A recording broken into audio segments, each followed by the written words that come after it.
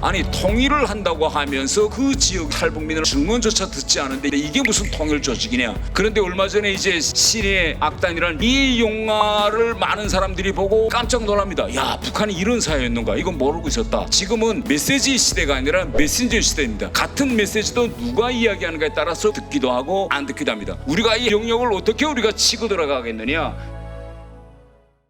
감사한데 저는 이 북한 인권법에 특별한 애정이 있습니다. 왜냐하면 제가 북한에 있을 때 2016년에 북한 인권법이 채택됐다 해가지고 전 세계가 떠들었고 이제 북한에서도 대단히 반발했습니다. 그걸 듣고 제가 한국에 가서 이 북한 인권법에 의거해서 한번 통일운동을 하자. 그래 북한 인권법이 채택된 해에 제가 한국에 왔습니다. 그래서 지금 10년이 지났는데 문제는 뭐냐면 지난 10년에 비해서 앞으로 10년은 우리한테서는 더 참혹한 이런 이제 시기가 될 것 같습니다. 가장 중요한 거는 뭔가면 이 탈북민 사회 고령화가 관련됩니다. 저희들이 지난해 10월 달에 저랑 장세열 대표랑 같이 북한 인권에서 가장 핵심인 정치범 수용소 철폐를 위해서 전국에 있는 탈북민들을 동원해서 서울시청 광장으로부터 통일부까지 거리 행진을 했습니다. 정치범 수용소에 끌려간 북한 주민들 사진을 걸고. 그런데 그 시위에 나왔던 탈북민들의 평균 연령이 다 60 이상입니다.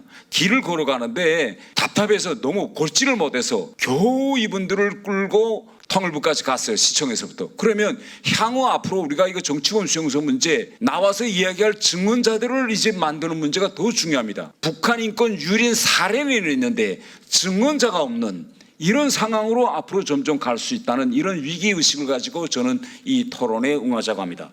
결국은 북한 인권법이 멈춰서 있는 이유는 매우 단순합니다. 정치가 움직이지 않고 있기 때문입니다.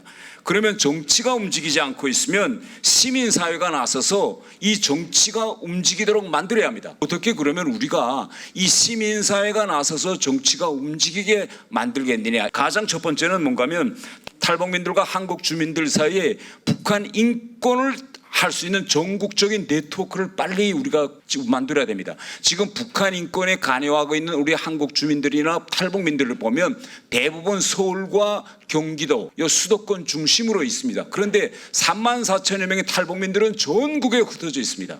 제가 민주평통 사무처장을 하면서 직접 업무를 해보니까 민주평통의 지역협의회가 전 세계 228개가 있습니다. 전국을 228개 지역 단위로 쪼갰는데 탈북민들이 100명 이상이 되도록 있는데도 불구하고 탈북민 자문위원이 한 명도 없는 지역협의회가 대다수였습니다. 그래서 아니 통일을 한다고 하면서 그 지역에 있는 탈북민을 한 번 더 데려다가 그들의 증언조차 듣지 않은데 이게 무슨 통일 조직이냐 해가지고 1단계로서 탈북민 한 명도 없는 지역협의회에 한 명씩이라도 요청해서 100명 정도를 보강하다가 지금 대선에서 정권이 바뀌는 바람에 이 프로세스를 완성하지 못했는데 제가 왜 이야기를 하는가 하면 지역에 있는 탈북민들도 해당 지역 사회에서 북한 인권을 얘기할 수 있는 구조를 전국적인 네트워크를 빨리 마련해야 된다. 그걸 이야기하고 싶습니다.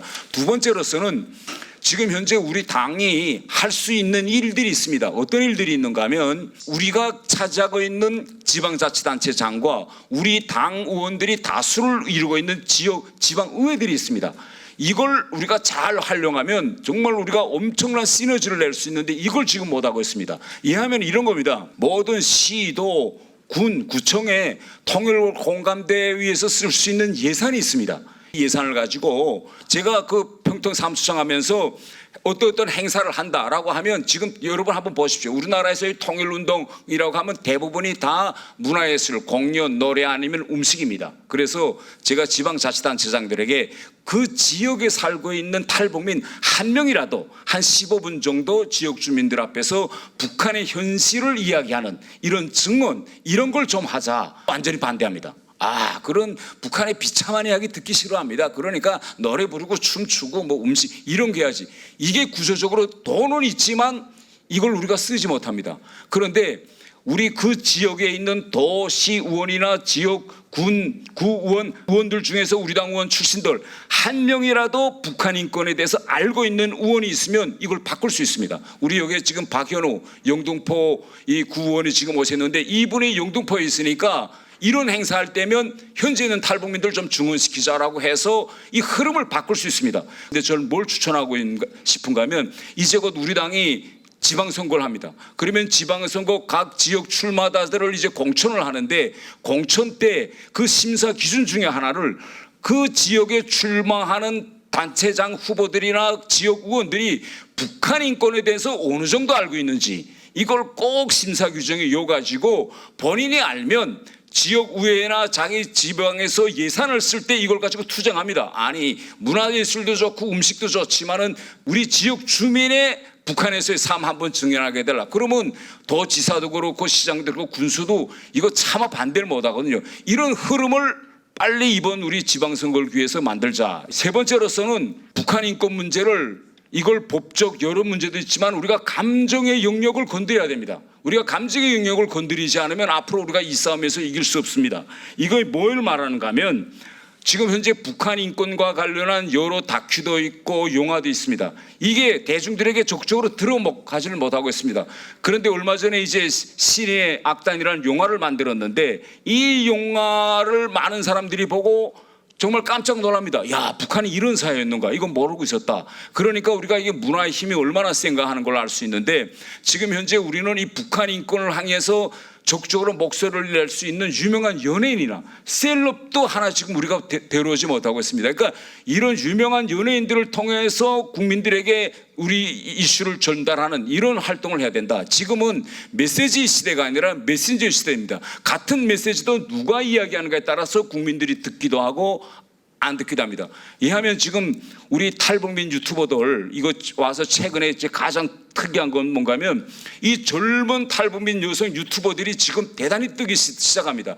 팬덤층이 형성돼요.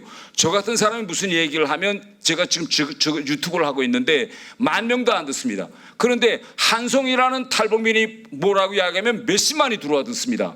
유미카가 무슨 걸 하나 올리면 몇십만이 들어와 시청률이 올라갑니다. 그러니까 우리도 이젠 북한 인권이 여기에서 이렇게 북한에서 온 여러 셀럽들 지금 현재 유명 유튜버들로 성장하고 있는 이들을 초청해서 알기 쉬운 말로 그들이 쓰는 언어도 달라요. 알기 쉬운 말로 북한 인권 상황을 국민들에게 알려야 합니다. 우리가 앞으로 우리 북한 인권과 관련한 공감되는 이런 세미나장에서가 아니라 어디서 형성되냐? 핸드폰에서 형성됩니다. 우리가 이 핸드폰의 영역을 어떻게 우리가 치고 들어가겠느냐 이 구조적인 문제를 생각하고 벌써 자기 팬덤층을 형성하고 있는 이런 유명 유튜버 탈북민 유튜버들을 데려다가 북한 인권 문제 북한 현 인권법 상황을 이야기하면 20, 30대 바로 듣습니다. 이런 말로. 그러니까 이런 구조적인 문제를 좀 해결하자. 마지막으로 저는 종교단체와의 연대 문제를 좀 이야기하고 있습니다. 지금 여러분 한번 보십시오. 우리나라에서 그래도 북한 인권에 대해서 북한 주민들의 비참한 처지에 대해서 그래도 주말마다 이야기하고 있는 것은 교회입니다. 교회 목사님들이 그래도 설교 때 뭐 북한에 대해서 한마디씩 하고 넘어가고 그런데 지금 현재 우리 기독교 교회들이나 이런 데 보면 북한 기도회, 선교회 다 뿔뿔이 흩어져서 하고 있습니다. 그런데 우리가 만약 우리 북한 인권을 주도하시는 분들이 큰 대형교회 목사님들이라든가 이런 큰 교회들에 주동적으로 우리가 찾아가서 좀 이 교회에서 이 현지에 살고 있는 북한 주민들을 좀 데려다가 한번 좀 증언이라도 좀 간증이라도 좀 하게 해주세요. 또 최근에 북한 인권과 관련한 이런 좋은 다큐가 나왔는데 담임 목사님 이거 좀 한번 뭐 2부 예배 때는 그거 하지 말고 이 영화를 한번 좀 보여. 이렇게 돼서 우리가 적극적으로 교회들을 찾아다니면서 우리가 마지막으로 우갈 때는 저는 교회라고 생각합니다. 교회와의 적극적인 이제 연대를 만들어서 적어도 우리 교회들에서 뭐 지금 오늘 우리 김기현 대표님께 북한 인권의 날 제정하자고 이제 하는데 교회 같은 데서 적어도 뭐 북한을 위한 기도의 주간 뭐 전국적으로 딱 정해가지고 뭐 지금 하고 있는 교회들도 많지만 이렇게 해가지고 교회에서부터 저는 바람을 일으켜야 된다. 독일이 어떻게 통일됐습니까? 결국은 교회가 나서서 통일된 거 아닙니까? 그래서 우리가 결국 교회를 파고들어야 된다라는 이런 말씀을 드리면서 우리가 오늘 이 세미나를 통해서 우리가 할 수 있는 일과 할 수 없는 일, 할 수 있는데 우리가 못하고 있는 게 뭐냐 이런 걸 하나씩 찾아가지고 여기에 집중하는 이런 생산적인 토론이 되었으면 합니다. 고맙습니다.